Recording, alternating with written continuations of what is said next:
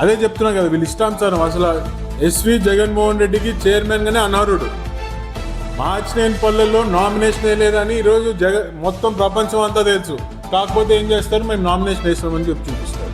సరే, దాని తర్వాత డైరెక్టర్ ఎలక్షన్స్ వీళ్ళు మీ అందరికి ఇందాకే చెప్పా, ఓటర్ లిస్టులు ఏ విధంగా తొలగించి వీళ్ళు ఇది చేస్తే ఆటోమేటిక్గా ఎవరైతే ఓట్లు పోయినావో వాళ్ళు వెళ్ళి పోలీస్ కంప్లైంట్ ఇస్తే పోలీసు వాళ్ళు దాంట్లో ఇంటర్వ్యూన్ అయినారు.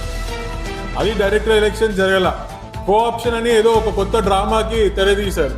కోఆప్షన్ రూల్ ప్రకారంగా కోఆప్షన్ అయిన ఏ ఒక్క సభ్యుడు కూడా చైర్మన్ అవ్వలేడని మ్యాథ్స్ సొసైటీ బైలా చెప్తుంది.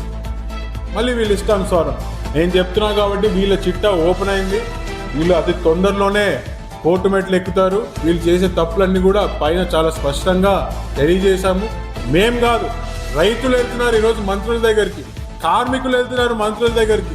వాళ్ళు చెప్తుంటే ఈరోజు ప్రభుత్వమే ఆశ్చర్యపోతుంది, ఇంత ఈ రకంగా స్కాములు చేస్తున్నారా అని చెప్పి. ఖచ్చితంగా నేను చెప్తున్నాను, వీళ్ళు చేసే ప్రతి స్కాము, ప్రతి తప్పుడు పని కూడా బయటికి త్వరలోనే తీసుకొని వస్తాను. ఆల్రెడీ చిట్టా బయటపడింది, ఇంకా ఎక్కువ రోజులు కూడా పట్టదని చెప్పి కూడా తెలియజేస్తాను.